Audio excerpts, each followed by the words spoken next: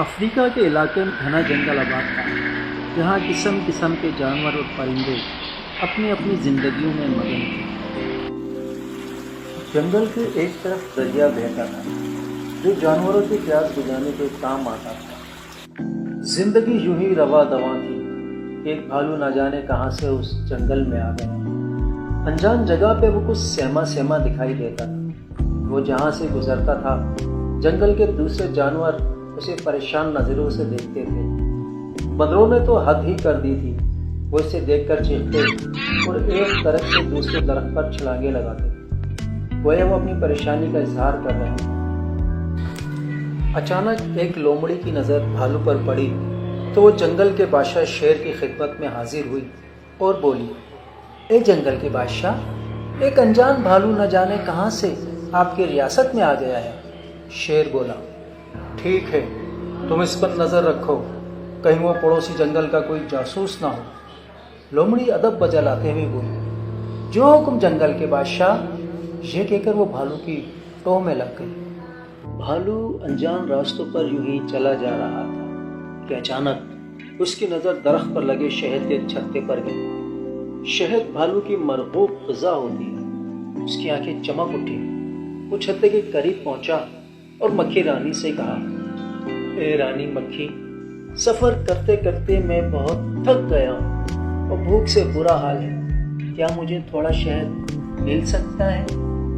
پہلے تو اس نے بھالو کو عجیب نظروں سے دیکھا اور پھر بولی، واہ، کیا خوب بات کہی، ہماری مزدور مکھیاں اتنی محنت اور مشقت سے پھولوں کا رس حاصل کر کے شہد تیار کرتی ہیں اور ہم تمہیں اتنی آسانی سے دیتے، جاؤ اپنا راستہ ناپو۔ یہ سن کر بھالو مایوس ہو کر آگے بڑھ گیا۔ لومڑی نے سارا دن بھالو پر نظر رکھی تھی۔ اچانک اس کی نظر ایک موٹے تازے خرگوش پر پڑی۔ لومڑی کو بھی بہت بھوک لگ رہی تھی۔ موٹے تازے خرگوش کو دیکھ کر اس کے منہ میں پانی بھر آیا۔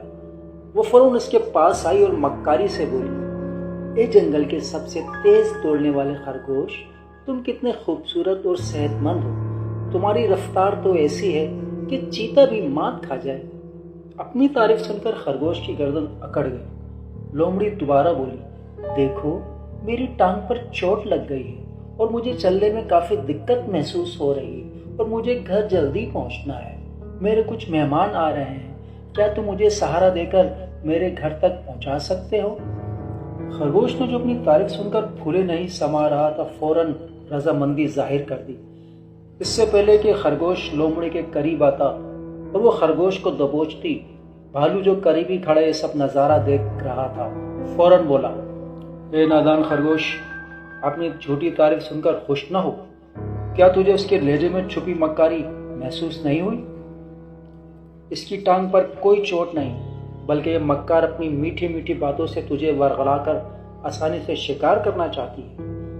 یہ کہہ کر بھالو تیزی سے لومڑی کی طرف لپکا۔ لومڑی تیزی سے بھاگتے ہوئی درختوں کے جھنڈ میں غائب ہو گئی۔ بھالو خرگوش سے بولا، دیکھا تم نے، وہ جھوٹی تھی، یاد رکھو، تمہارے منہ پر تمہاری تعریف کرنے والا خوش آمدی ہوتا ہے یا جھوٹا، اصل تعریف تو وہ ہوتی ہے جو تمہارے پیچھے کی جائے۔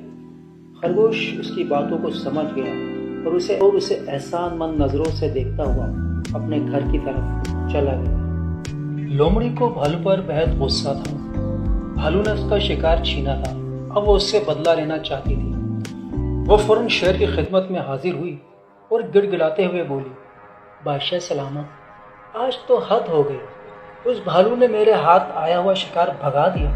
جب میں نے اس سے کہا کہ میں تمہاری شکایت شیر بادشاہ سے کروں گی تو کہنے لگا کہ میں کسی بادشاہ شیر سے نہیں ڈرتا، میں خود اس جنگل کا بادشاہ ہوں، میں کسی بادشاہ کو نہیں مانتا۔ لومڑی نے شیر کو ورغلانے کے لیے جھوٹ کا سہارا دیا۔ یہ سن کر شیر غصے سے دھاڑا اور بولا، اس کو اس گستاخی کی سزا ضرور دوں گا، آؤ میرے ساتھ۔ یہ کہہ کر وہ لومڑی کے ساتھ غار سے باہر آیا اور بھالو کی تلاش میں لگ گیا۔ جلد ہی اسے بھالو نظر آیا۔ لومڑی چیخی، بادشاہ سلامت، یہ رہا آپ کا گستاخ۔ شیر دھاڑا، تمہاری یہ مجال، میری شان میں گستاخی کرو، تمہیں اس کی سزا ضرور ملے گی۔ یہ کہہ کر اس نے اپنا پنجہ مار کر اسے زخمی کر دیا۔ یہ دیکھ کر لومڑی خوش ہو گئی۔ دن گزر گیا تھا، رات ہو چکی تھی، مگر وہ رات اس جنگل کے باسیوں کے لیے نہایت خوفناک تھی۔ اس رات ایسی طوفانی بارش ہوئی کہ جنگل کے بہت سے درخت گر گئے، چرند پرند گھروں سے بے گھر ہو گئے۔ دن کا اجالا ہونے والا تھا، رات بھر برسنے والی طوفانی بارش تھم گئی۔ کل تک جو جنگل پرندوں کی چہچہاٹ، کوئل کی کوک، بندروں کی چیخوں سے گونجتا تھا، آج خاموش تھا۔ بادشاہ شہر بھی اپنے غار میں کل کی طوفانی بارش سے بے خبر نیند سے بیدار ہو چکا تھا۔ وہ حسب معمول اپنے وقت پر بیدار ہوا تھا، مگر آج اسے پہلے کے مقابلے میں سورج کی روشنی کم محسوس ہو رہی تھی۔ وہ جب غار کے دہانے کے پاس آیا تو ہکا بکا رہ گیا۔ غار کے دہانے پر ایک بہت بڑا سا درخت گرا ہوا تھا، صرف تھوڑی سی درس باقی تھی۔ یہی وجہ تھی کہ غار میں سورج کی روشنی کم پہنچ رہی تھی۔ شیر کا باہر جانے کا راستہ بند ہو چکا تھا۔ جنگل بھر میں راج کرنے والا شیر آج بے بس ہو کر کسی کی مدد کا محتاج ہو گیا تھا۔ اتفاق سے لومڑی بھی غار کے نزدیک پہنچی۔ اچانک شیر کو درس میں سے لومڑی کا چہرہ نظر آیا۔ وہ زور سے بولا، اس درخت کو فوراً یہاں سے ہٹاؤ تاکہ میں یہاں سے نکل سکوں۔ لومڑی کھانستے ہوئے بولی، اے بادشاہ سلامت، آپ کو تو معلوم ہے میری طبیعت آج کل کچھ ٹھیک نہیں رہتی، بہت نکاہت ہو گئی ہے، میں بھلا درخت کو کیسے ہٹا سکتی؟ یہ کہہ کر وہ فوراً وہاں سے رفو چکر ہو گئے۔ اتفاق سے بھالو بھی وہاں پہنچ گیا۔ جب اس نے شیر کو غار میں بند دیکھا تو اس نے زور لگا کر اس درخت کو ہٹا دیا۔ شیر فوراً باہر نکلا اور بھالو کا شکریہ ادا کیا۔ اسے شرمندگی بھی محسوس ہو رہی تھی کہ اس نے اس کے ساتھ برا سلوک کیا، مگر برائی کے بدلے اس نے نیکی سے کام لیا۔